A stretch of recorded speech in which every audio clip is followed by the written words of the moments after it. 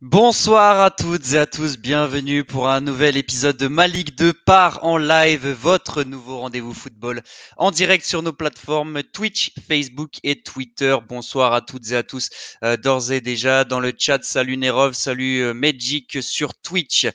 C'est déjà la dernière de la semaine puisque demain c'est jour férié et vendredi on vous laisse profiter du pont pour mieux se retrouver lundi prochain. Mais pour cette dernière de la semaine, avec Philippe Dechter de la team Ma Ligue 2 que j'accueille, nous avons le plaisir d'accueillir Jean-Louis Garcia pour parler de la Ligue 2 avec nous. Bonsoir Jean-Louis, merci beaucoup d'avoir accepté notre invitation. Bonsoir, avec plaisir, avec plaisir. Alors, on va parler évidemment un peu de Nancy, votre dernier club, mais de votre parcours également. On va parler de la Ligue 2, on va parler de tactique ce soir. Si vous avez des questions pour le coach, n'hésitez pas, on essaiera d'y répondre également pendant l'émission. Mais avant de commencer, on voulait déjà prendre de vos nouvelles, Jean-Louis, depuis votre départ l'été dernier de Nancy. Est-ce que vous avez eu des projets? Est-ce qu'il y a des touches actuellement? Est-ce que vous attendez la saison prochaine? Où en êtes-vous actuellement? Non, pas vraiment. Pour l'instant, c'est plutôt calme. J'habite sur Bordeaux, donc je suis pas mal les Girondins de Bordeaux. J'ai quasiment vu tous leurs matchs à domicile. Voilà, je suis aussi l'Union Bordeaux-Bègles parce que je suis passionné aussi de beaucoup de sports, mais de rugby aussi en particulier. J'aime beaucoup le travail de Christophe Furios et son management. Ça peut être une source d'inspiration. J'ai même eu l'occasion d'assister à un de ses entraînements de début de semaine. Donc voilà, des choses intéressantes en attendant qu'éventuellement un club pense à nouveau à moi. C'est intéressant, Philippe, avec Christophe Furios. C'est quelqu'un on le connaît, Christophe Furios, c'est un personnage dans le rugby. Il souvent des bonnes pas punchlines. sa langue dans sa poche, mais il a eu des résultats qui parlent pour lui aussi. Surtout, c'est un coach qui a progressé d'année en année. Et c'est vrai que c'est intéressant. C'est marrant parce que souvent, quand des coachs sont entre deux clubs, quand on en parle avec eux, justement, ils en profitent soit pour étudier, pour aller voir d'autres sports. Je ne sais plus quel coach m'avait parlé qui suivait beaucoup une équipe de hand aussi. C'est quelque chose qui est assez récurrent finalement chez vous. C'est cette ouverture d'esprit, aussi ce besoin de retoucher au terrain, même si c'est pas forcément du foot, Jean-Louis. Oui, tout à fait. Je crois que une des grandes qualités d'un coach, ça doit être la curiosité. Je crois qu'on apprend tout le temps. On doit tout le temps chercher à progresser dans les méthodologies, dans la vision de son métier. Je crois que le management est devenu prépondérant. Donc, on reste quand même dans des sports collectifs, que ce soit le hand, que ce soit le rugby. Ça reste le haut niveau.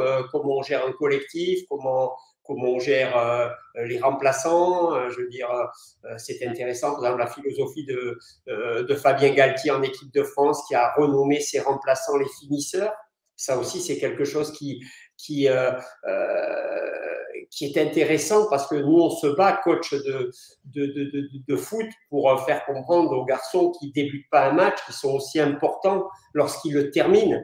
Et ce n'est pas dans la culture des footballeurs en ce moment. Et j'espère que ce discours un peu de Galtier au niveau du rugby peut déteindre aussi sur d'autres sports collectifs. Ouais, bah, toujours très intéressant justement les échanges entre disciplines. Et pour reparler un peu de Ligue 2, Jean-Louis, est-ce que cette page Nancy, elle est tournée désormais, ou est-ce qu'il y a quand même il y a encore un peu de regret de ne pas avoir pu poursuivre le travail mené pendant 2 saisons, où vous finissez 8e la saison dernière, où il y avait sur la deuxième partie de saison notamment une belle dynamique, voilà. Écoutez, moi j'ai observé avec curiosité et impatience le début de saison, hein, parce que Forcément. voilà, il y avait un grand coup de com' de la part de Gauthier Ganaille, avec le souhait d'un changement de technicien, avec une philosophie de jeu très offensive, avec le Gegenpressing qui, je le rappelle, est un mot barbare, c'est presser à la perte du ballon en français, et c'est quelque chose que les coachs français, on maîtrise aussi parfaitement bien. En tout cas, moi, c'est un de mes credos depuis que j'ai été champion de France avec le FC Nantes et Jean-Claude Siodo.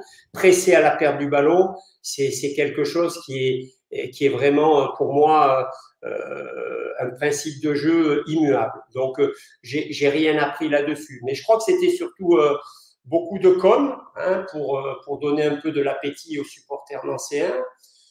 Donc, c'est vrai que j'étais curieux et impatient de voir le début de saison. Et on se rend compte que on est resté au stade de la com' et que c'était très compliqué. C'était très compliqué tout simplement parce que il y a eu beaucoup de changements, que l'entraîneur avait sûrement des bonnes idées, mais un problème de communication, qu'il faut un certain temps pour mettre en place une méthode, qu'il faut aussi une certaine culture chez les joueurs parfois pour l'accepter. Donc tout ça demande beaucoup d'humilité. Je pense qu'ils en ont manqué un petit peu par rapport au niveau de la Ligue 2. Je pense qu'ils ne se sont pas rendus compte à quel point ce championnat est relevé et difficile. Et donc, ça s'est vraiment très, très mal passé sur le début de saison. Donc, c'est dommage parce que quand on voit la dynamique qui était la nôtre sur la fin de saison dernière, la deuxième partie de saison, où on a pris 40 points sur les matchs retour, bon, on peut se dire que c'est dommage. Vous l'expliquez comment d'ailleurs ce déclic qu'il y a eu en deuxième partie de saison? Parce que ça jouait déjà pas si mal en première partie, mais on sentait qu'il manquait quelque chose. Et clairement, en deuxième partie de saison, vous rouliez sur vos adversaires. C'était assez impressionnant. Mais c'est vrai que, par contre, et on avait fait le constat lorsque Gauthier Ganaille est arrivé, je l'avais trouvé très lucide là-dessus, par contre, où nos résultats n'étaient pas en rapport avec le contenu de nos matchs. On a perdu un paquet de points dans le temps additionnel, un nombre de buts records dans le temps additionnel qui nous ont fait perdre soit des victoires, soit des bons matchs nuls.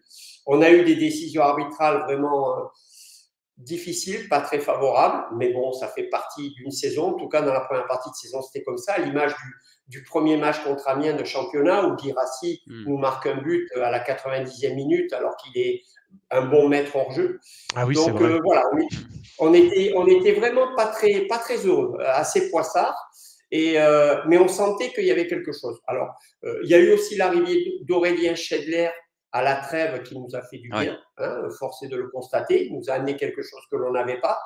Et voilà, on a continué à chercher beaucoup. On a changé un peu d'animation. Il y avait des joueurs qui méritaient de jouer comme un garçon comme Koulibaly, qui m'a poussé à passer à une défense à 3 centraux. Bien sûr, le petit Biron qui continuait de progresser, qui avait beaucoup confiance. Et puis, une victoire, un match référence à Valenciennes, au retour, au début janvier, où on est mené 2-0 à la mi-temps. On prend un carton rouge. Donc, on est mené 2-0 et on est 10. Et on gagne le match 3-2. Et là, c'est un vrai déclic au niveau de la confiance. Ça a basculé en notre faveur. Et derrière, on a fait vraiment une phase retour incroyable avec une victoire à 3, 5-1. Derrière, on bat Clermont. Non seulement on prend beaucoup de points sur la phase retour, on est 4e attaque du championnat et on bat les 2 leaders. Donc, c'était vraiment une une bascule assez incroyable. Et d'ailleurs, ce match à Valenciennes, ce déclic, c'était le tout premier match de la nouvelle direction, parce qu'il y avait eu le changement Oui. d'actionnariat au 31 décembre, donc c'était vraiment juste au retour de la trêve hivernale. Mais assez rapidement dans la suite de la saison, même si les résultats ont été excellents et vous avez bien redressé la situation, vous avez senti que ça n'irait pas plus loin avec Gauthier Ganaï, notamment.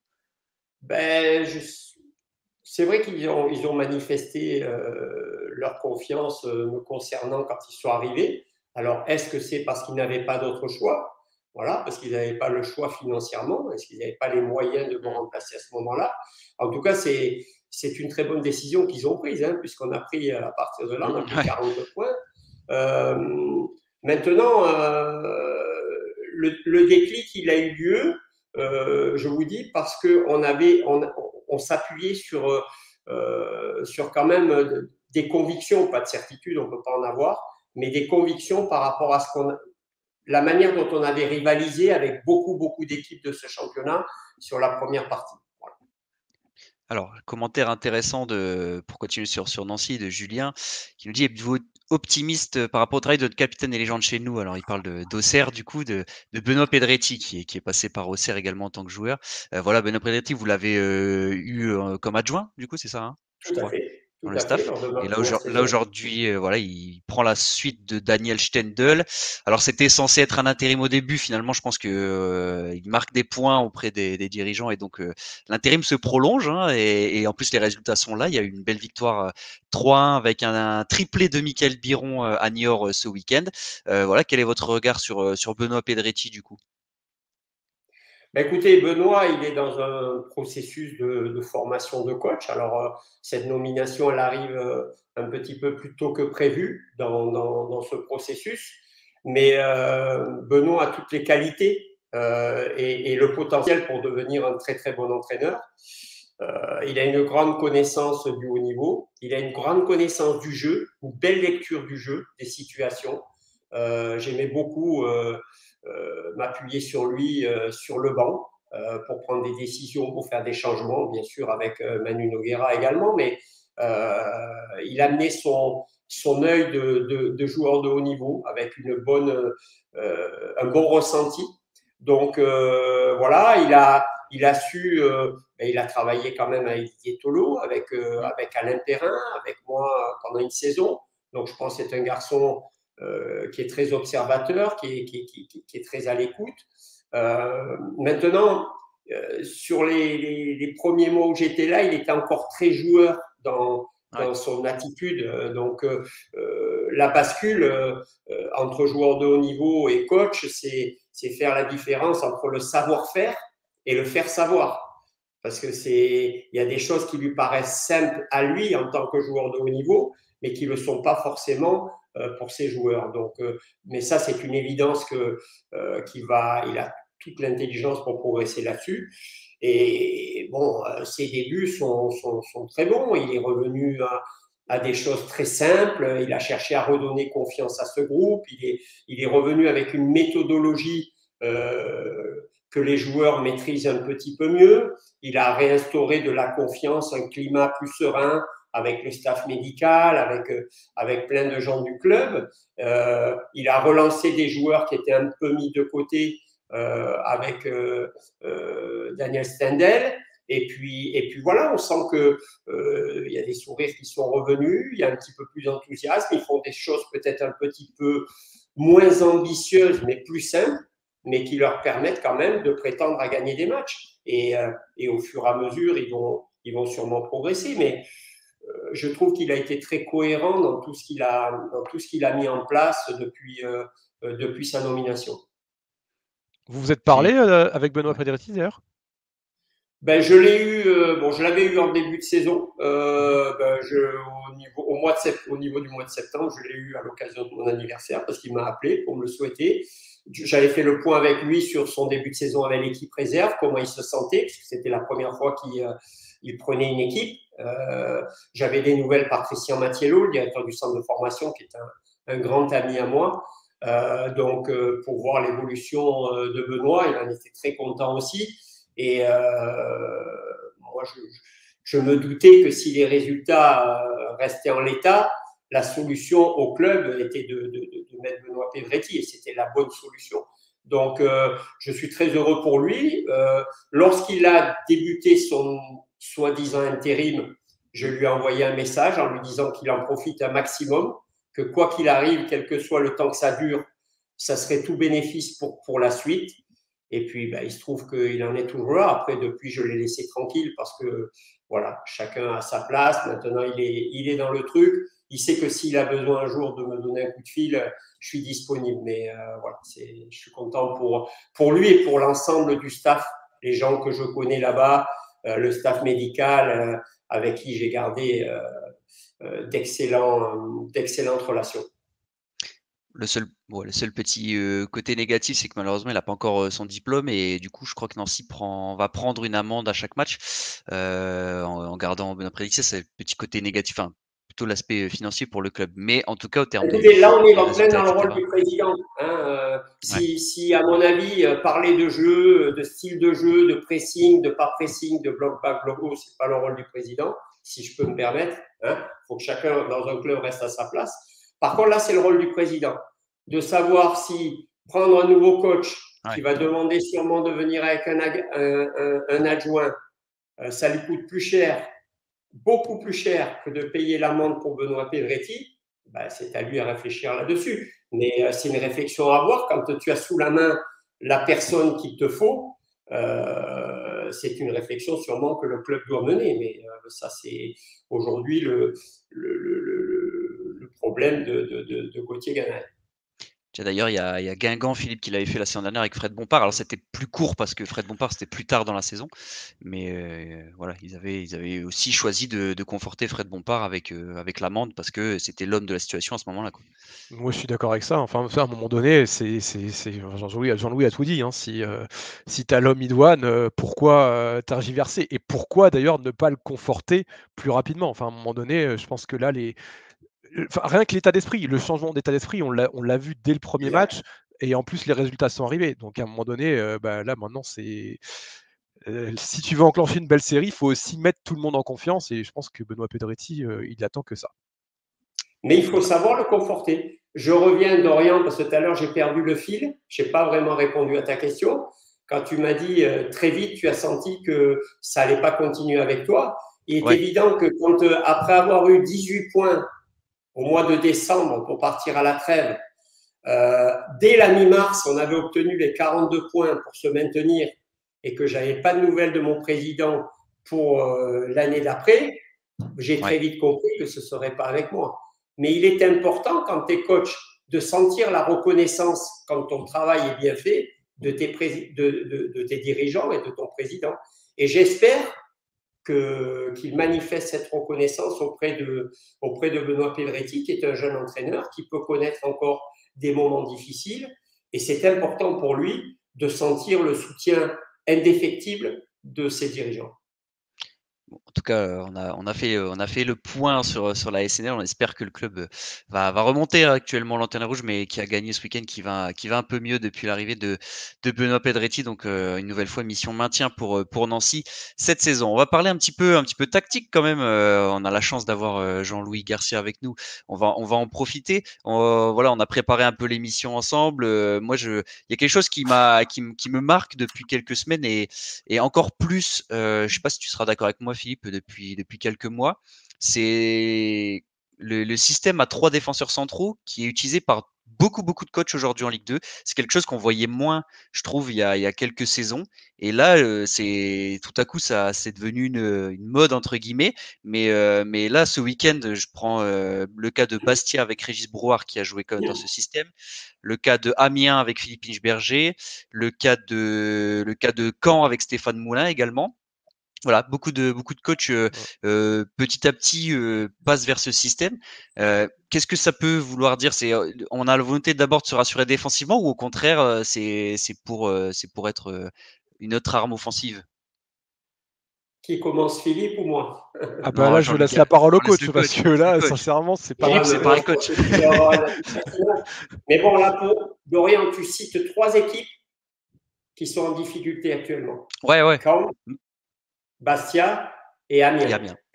Donc, dans ces cas-là, on peut penser que c'est un moyen un petit peu de se rassurer. Des équipes qui peut-être prennent un peu trop de buts. Et c'est vrai que souvent, on peut avoir tendance, surtout des coachs qui ont longtemps joué à 4, comme c'est mon cas, de temps en temps, on peut se dire, tiens, ça peut être rassurant, on prend des buts, on est vulnérable un petit peu dans l'axe, même si tu peux avoir 2 très bons défenseurs centraux. De temps en temps, rajouter un joueur dans ce secteur de jeu, ça libère un peu les latéraux pour aller chercher un peu plus haut, pour se libérer un peu offensivement parce qu'ils se sentent un peu couverts. Donc ça peut être la première raison. Tu peux jouer avec un bloc un peu plus bas, un peu plus bas, et dans les contre-attaques, tu as tout de suite ces deux pistons qui peuvent se projeter dans les couloirs. Donc ça la première raison.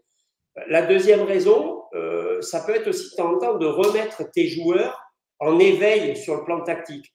Quand tu joues depuis des mois, des années, toujours en 4-4-2, dans le même système et tout, tu peux tomber quand tu es joueur dans une petite routine et tu es moins concentré parce que tu penses savoir, parce que les automatismes sont tellement là que tu es moins concentré sur le plan tactique. Or, quand tu changes de système, hop, tout de suite, ta concentration monte d'un cran, tu es en éveil et c'est intéressant, ça te rebooste un petit peu. Ensuite, il y a aussi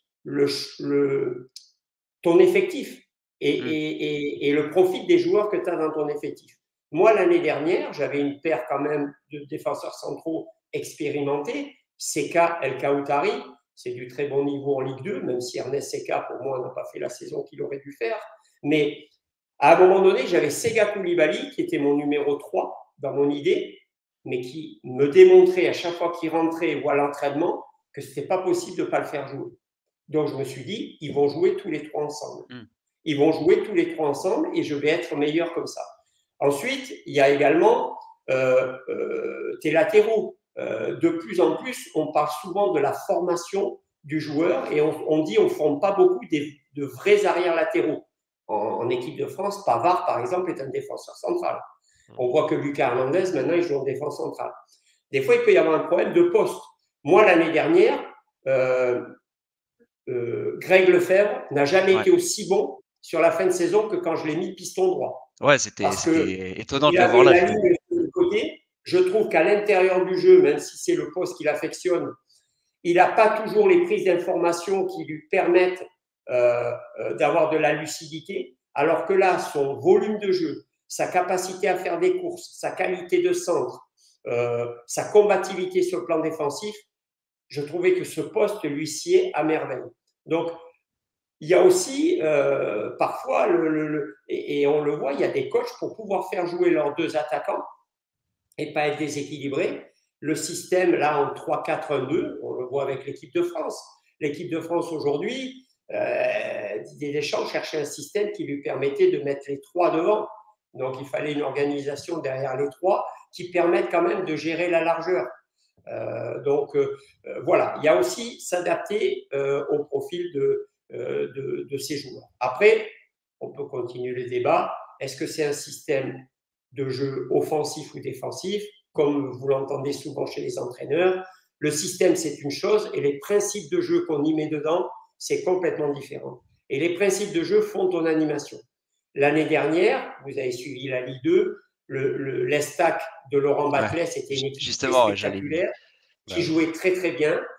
La première année de Laurent Batles, je les ai vus gagner à Lorient dans un 5-4-1 très bas, où ils ont laissé le ballon à Lorient, ils les ont battus 1-0 en contre, ou 2-1, je ne sais pas, mais ce n'était pas du tout l'équipe de l'année d'après. L'année d'après, c'était un 3-4-3, avec les 2 pistons. C'est ça. Mais les 2 pistons, c'était 2 ailiers. 2 attaquants. C'était Goury et Dylan Saint-Louis, la plupart du temps. Il avait un losange au milieu avec un numéro 10 à la pointe du losange qui était souvent Chambost ou je ne sais plus, le petit gaucher. Il y a Azamoum aussi qui est venu. Il y a Azamoum aussi qui a joué un peu. Oui, après Azamoum est rentré, mais Azamoum a joué un peu dans le poste. Et puis après, ils avaient une doublette de numéro 8, extraordinaire, Tristan Dingomé, que j'adore. Si on ne s'est pas maintenu l'année en Ligue 1 avec 3, c'est parce qu'on perd Tristan Digomé au mois de novembre qui se fait les croisés. Sinon, je pense que peut-être j'entraînerai encore en Ligue 1. Et c'est un joueur extraordinaire. Ils ont récupéré ce joueur l'année dernière venant de Reims. Ils avaient un milieu entre Tardieu, Dengomé, Kouamé, Chambos. Bon, c'était du haut niveau. Nous, ils ont mis un but au match aller chez nous, une action à une touche de balle.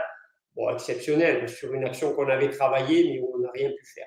Donc là, avec Gori Saint-Louis, c'est un système, c'est archi-offensif. C'est un peu ce que fait Sampaoli à Marseille, avec Under et l'autre, je ne me rappelle plus de l'autre côté, qui sont des ailiers, qui ne sont pas des défenseurs. Quand tu joues avec Pavard et Lucas Hernandez dans un système à 3 centraux, c'est pas pareil que si tu mets Lemar et Coman. Ouais. Là, j'ai vu que Didier Deschamps se pose la question, est-ce qu'il va mettre dans le système à 3 Coman côté droit? Ah ben là, l'animation, elle va être différente qu'avec Pavard. Voilà, de la Fuente, exact. Merci, Rome. Donc voilà. Maintenant, ça dépend ce qu'on veut faire. Le système est intéressant aussi pour déclencher le pressing sur le côté très haut, parce que ça permet à tes joueurs de couloir de déclencher. Mais il faut pour ça aussi 3 défenseurs centraux très intelligents tactiquement, parce qu'il faut qu'ils se déplacent sur la largeur en délaissant complètement le côté opposé. Donc, ça demande quand même pas mal d'automatisme et de travail, mais c'est un système qui peut être très intéressant. Et c'est le système qu'on a utilisé, nous, sur la deuxième partie de saison avec Nancy l'année dernière. Et d'ailleurs, les stacks, vous les aviez bien étudiés parce que le 5-1 là-bas, il vient pas de nulle part et notamment il exploite toutes les failles que peut amener notamment d'avoir deux ailiers même si après bémol, scénario parce qu'on a ce jour-là eu beaucoup de réussite. Parce que quand on mène 2-1 en première mi-temps, ils ont plusieurs balles de 2-2. Dès le début de la deuxième mi-temps, sur le premier contre, on marque. Mais déjà au match aller, j'avais vu Jimmy Giraudon, qui est un joueur que j'ai amené avec moi de Grenoble à 3. Je le connais parfaitement. Dans ce système-là, il ne voulait jamais reculer. Il voulait garder sa ligne de défense très haut et parfois il s'alignait de façon un peu téméraire, très haut. Et il suffisait de donner le ballon derrière eux dans le bon timing, avec un garçon comme Biron par exemple, ou Salucis au match aller, on pouvait leur faire très mal. Et il se trouve que là, à 3, on a marqué à des moments clés.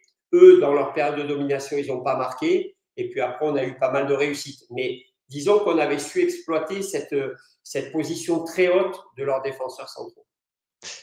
Alors, on a une petite question d'un de nos fidèles auditeurs, Shizumulu, qui a coaché justement, on parlait d'Aurélien Schedler tout à l'heure. Avec quel type d'attaquant peut-il être associé?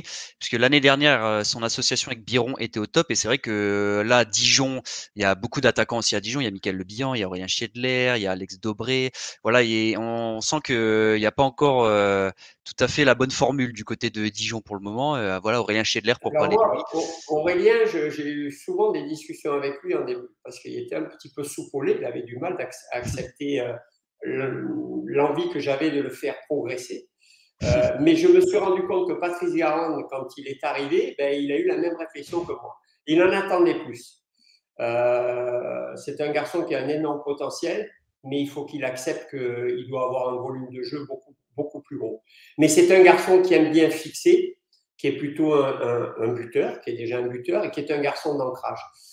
Je pense que malheureusement, c'est jamais incompatible complètement, mais il a quasiment le même jeu que Le Bihan. Et Le Bihan, c'est quand même la recrue phare de cette équipe et un garçon d'une grande expérience. Et j'ai l'impression qu'ils ne sont pas complémentaires, qu'ils se marchent un peu dessus lorsqu'ils jouent ensemble. Par contre, à contrario, l'année dernière avec Mika Biron était le joueur qui, à chaque fois que Aurélien fixait, décrochait, lui, Mika plongeait dans l'espace libéré. Et donc, c'était deux profils super complémentaires, différents et super complémentaires. Donc, voilà.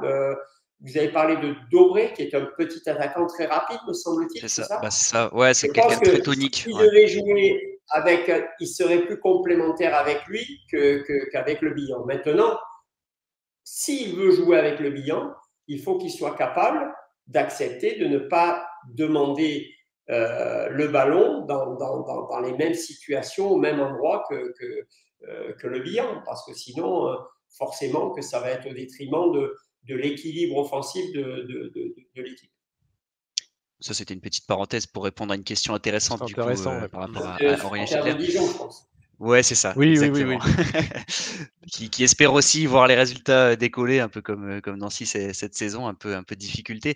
Pour revenir au débat qu'on avait sur le 3-5-2, les schémas tactiques, Philippe, est-ce que toi tu avais une autre question pour le coach? Non, mais je rebondis sur ce que disait le coach Garcia, ça dépend vraiment des joueurs que tu peux avoir et la solidité défensive. En fait, on voit par exemple cette année Sochaux, il joue à 4 derrière, ça n'empêche pas qu'ils sont hyper costauds défensivement. Et moi, je me rappelle, on a parlé de 3, mais il y a Toulouse aussi l'année dernière qui avait joué en 3-5-2. Ouais, bien sûr. Quand tu avais Machado sur le côté gauche, bah là c'est pareil, tu as un joueur qui est hyper porté vers l'avant et qui t'amène un vrai plus offensivement. Et Toulouse, pour le coup, était une des équipes les plus spectaculaires la saison dernière. Pourtant, bah, ils jouaient aussi en 3-5-2. Donc en fait, je pense qu'on a. Enfin, il y a toujours cette question du débat tactique. Je pense qu'il y a une petite mode quand même du 3-5-2 parce qu'il y a des grands clubs qui ont commencé à jouer en 3-5-2 il y a 2 saisons, je crois déjà. Et je pense que on s'inspire tous, enfin je pense que les coachs c'est pareil, ils s'inspirent aussi des plus grands. À un moment donné, il y a eu la Ouais, mode Barça. bien sûr. Alors on s'est rendu compte qu'on ne peut pas tous jouer comme le Barça si on n'a pas les joueurs. Moi, Mais je me souviens effectivement que c'est notamment Antonio Conte à Chelsea, le 3-4-3, ouais, où il avait eu d'excellents résultats et à partir de là, c'est vrai on l'a vu, bah, petit à petit arriver en Ligue 1 puis en Ligue 2 et enfin, j'ai l'impression qu'avant ça, on voyait très peu le 3-4-3 au niveau vraiment au niveau Champions League, au niveau Premier League, Ligue 1 et cetera et c'est vrai qu'à partir de là, comme tu dis, il y a parfois un peu des modes de tactique, et c'était tu l'as dit le Oui, c'est 4-3-3 à un moment vexé. donné. C'est ça, à un moment donné, c'était le 4-3-3, Jean-Louis, je 4-3-3 pense, beaucoup. Ouais. avec, quand il y a eu l'Ajax et cetera à l'époque, le Barça, 4-3-3, c'était un peu le modèle référence et puis, Ce sont des signes. Moi, je sais que je suis au départ, j'adore le 4-4-2. Je suis je me sens très proche de Christophe Galdier, le 4-4-2 très compact avec des paires sur le ouais. côté, à Ça, c'est l'intérieur, Jean-Marc Furlan qui en parle de paire position aussi beaucoup. d'attaque, 4-4-2, 4-2-3-1, avec une animation. Voilà, on voit par exemple le 4-2-3-1 de Pascal Gastien qui a été Oui. remarquable toute la saison dernière avec une animation très particulière où lorsqu'ils ont la balle, les deux centraux s'écartent très fort pour faire de la place à Johan Gastien qui vient en meneur reculé, des latéraux qui se retrouvent très haut, des milieux excentrés qui rentrent entre les lignes. Donc voilà, quand tu maîtrises parfaitement bien un système et que ça gagne, il n'y a pas trop de raison d'en changer. Mais après, nous, notre boulot, c'est de ne pas faire preuve d'immobilisme et à un moment donné, il ne faut pas être borné. Et il faut aller chercher autre chose pour que ces joueurs soient en situation d'exprimer leur talent, leur qualité et surtout qu'ils soient en capacité de gagner des matchs. Alors, je réponds juste à Karzomir, le 3-5-2 ne serait pas plutôt pour pallier la faiblesse des arrières latéraux modernes? On en a discuté Ouais. effectivement, On en a c'est l'un parlé des de aspects. ce manque un peu de formation du Ouais. latéral. On n'a plus. Bon, je ne sais pas si un gamin qui commence au football, c'est le poste qu'il a envie de jouer, mais on n'a plus de vrais latéral comme on a eu dans les années 80. Moi, j'ai côtoyé à l'AS Monaco un garçon comme Manu Amoros qui était une référence à ce poste-là, qui était aussi fort offensivement que défensivement. Mais on a vu à un moment donné pas mal de joueurs offensifs, des ailiers qui ne passaient pas, qui n'arrivaient pas à franchir un cap au poste offensif et reculer dans la ligne de 4, Ouais. travailler les techniques défensives et devenir de très très bons latéraux. Je me rappelle, moi j'ai côtoyé aussi Jean-Luc Sassus à l'AS Cannes au début de sa carrière et il a fini par jouer au Paris Saint-Germain au poste de latéral droit, pour donner un exemple qui me vient comme ça. Donc, c'est pas naturel chez un jeune joueur de se positionner arrière droit, Ouais. arrière gauche quand il commence au football. Ouais, c'est pas l'un des postes les plus privilégiés chez les jeunes, ouais, c'est sûr. Moi, à mon époque, quand c'était à l'arrière droit, c'était le moins bon de l'équipe. De toute façon, c'était un peu ça, quoi. Ça, pour toi, tu Donc, vas te mettre là. voilà. Donc bon, c'est vrai que c'était pas la Mais je référence. crois que ça reste encore un peu Ça reste, dans tu l'esprit, vois. hein. En fait, moins en moins par rapport aux Pistons. Mais par exemple, quand on voit un Jonathan Klaus à Lens qui survole la Ligue 1, je pense que On pour parlait des du jeunes, 3-5-2, voilà, j'aurais pu parler Déjà, du beaucoup. 3-4-1-2 de ouais, Francaise, qui est remarquable. Je les ai vus jouer à Bordeaux et je me suis régalé. Mais les deux plus belles équipes que j'ai vues en Ligue 1 cette année à Bordeaux, c'est le Stade Rennais, un vrai ouais, 4-4-2 d'école, et le 3-4-1-2 de Francaise et de Lens. Deux équipes spectaculaires avec deux organisations différentes. Comme quoi, on peut arriver au même résultat en jouant deux organisations différentes. Mais on D'ailleurs, sentait que les intentions étaient les mêmes. D'ailleurs, parenthèse Rennes, moi je suis épaté de voir Gaëtan Laborde, la progression d'un joueur comme ça qu'on a connu en Ligue 2. Au début, quand il était prêté, je me souviens à Clermont, à Brest aussi, si je dis pas de bêtises. Il avait fait un passage, mais c'est top de les voir aujourd'hui, meilleur buteur de Ligue 1, etc.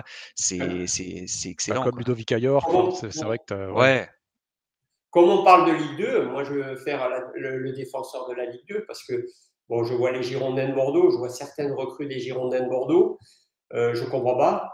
Mais quand je vois moi Flavien T, que j'ai ouais. lancé à Châteauroux en Ligue 2, aujourd'hui le niveau qu'il atteint, ce qu'il est en train de faire, parce qu'on repositionné par Genesio à son vrai poste, devant la défense, dans un milieu à deux, avec un joueur un peu plus défensif à ses côtés, c'est juste exceptionnel. La Ligue 2 regorge de joueurs de très très bon niveau, qui entourés d'excellents joueurs pour évoluer en Ligue 1.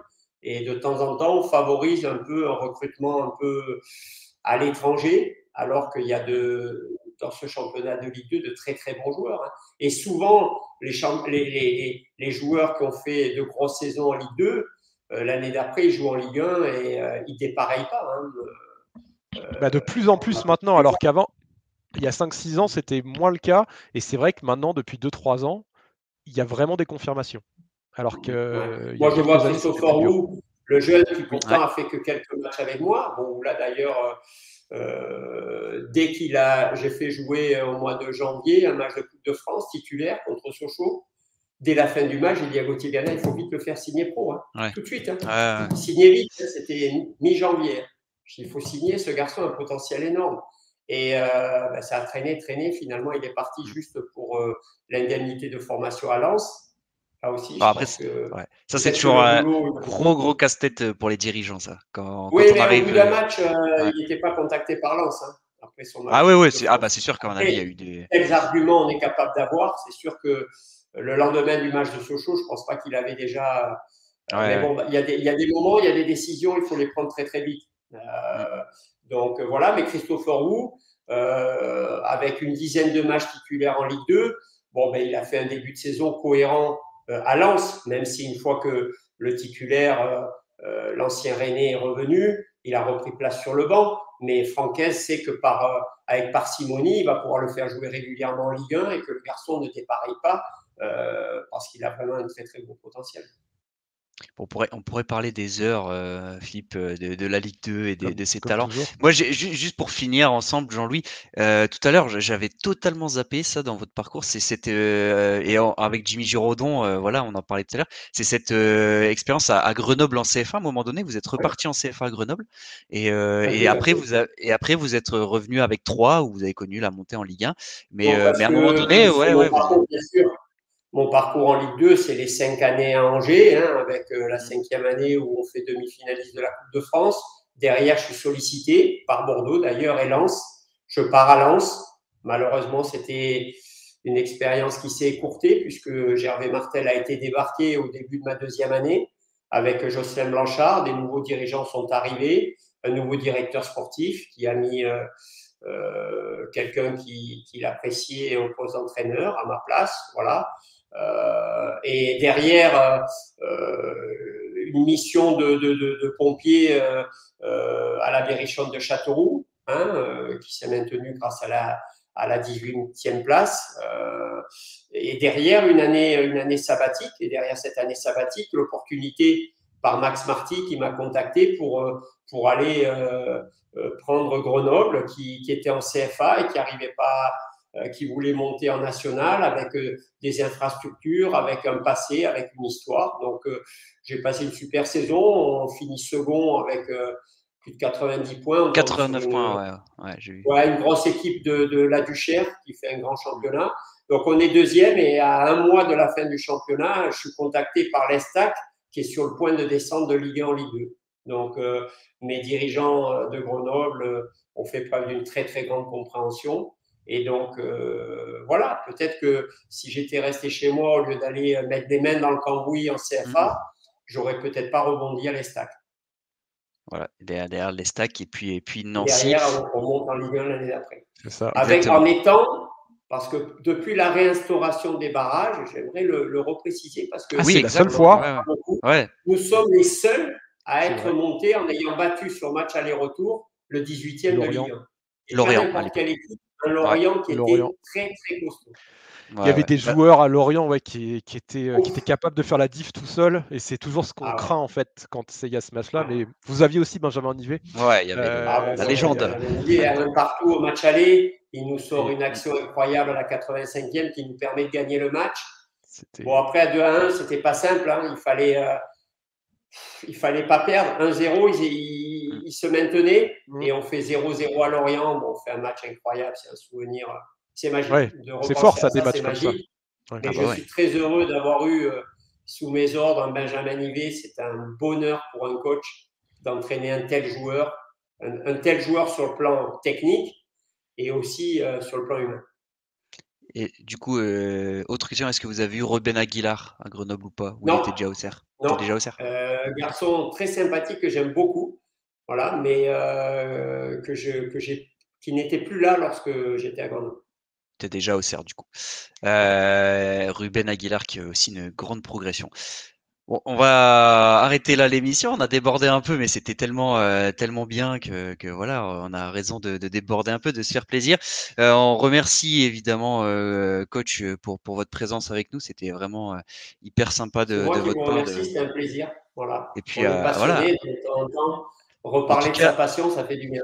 En tout cas, soit il y aura un nouveau challenge au cours de la saison, ce qu'on peut vous souhaiter, soit en tout cas, il y a des supporters nîmois dans le chat en tout cas qui. Ouais, il y a des supporters nîmois. On peut pas passer tous les commentaires parce qu'il y en a beaucoup. Mais effectivement, ça parlait. On parlait de Max Marty à Grenoble. Non, Grenoble ça va mieux. C'est bon, ça va mieux. C'est le début qui était compliqué. Mais en tout cas, voilà, beaucoup de messages. Merci encore une fois à tous et à toutes dans le chat. Et oui, je disais, Jean-Louis, en tout cas. Nous, avec grand plaisir pour reparler de Ligue 2 plus tard dans la saison, voilà, refaire le point sur les quelques équipes qui marchent bien, qui marchent un peu moins bien, ce qui fonctionne, les aspects tactiques, au-delà de l'aspect tactique aussi, moi, ce qui m'intéresse, c'est l'aspect management humain. Et j'ai l'impression que ça prend de plus en plus une part prépondérante finalement aujourd'hui avec les nouvelles générations. On parle de Christopher Wu notamment, voilà, les premiers contrats. Il n'y a pas que les jeunes, hein, je cible pas les jeunes parce que c'est tous les joueurs, mais comment faire accepter par exemple d'être remplaçant sur certains matchs et d'être un finisseur, on en parle en début d'émission. Voilà, j'ai l'impression ça prend une part très prépondérante au-delà d'animer les séances, etc. Et je pense que ce serait aussi génial de se faire un peu une émission là-dessus plus tard dans la saison. Donc en tout cas, c'était un grand plaisir. Philippe, merci à toi de m'avoir accompagné. Merci. Et on se retrouve lundi. Notez bien, lundi 20h. Demain, c'est férié. Vendredi, c'est le pont. On vous laisse tranquille. on vous laisse profiter du long week-end. Coupe de France, vendredi soir en plus. 20h. Et Coupe de France, ouais. Coupe de France qui commence pour la Ligue 2 vendredi soir. Voilà, toujours des grandes aventures, Jean-Louis. Hein. Des fois, ça se passe bien. Des fois, on n'a pas envie d'être l'équipe qui se fait piéger. Hein. C'est toujours le 7e tour. Les premiers tours, on est toujours très frustrés.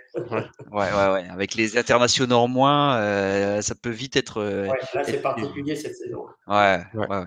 Donc voilà, la Coupe de France évidemment à suivre sur ma Ligue 2 et on se retrouve lundi pour une nouvelle émission.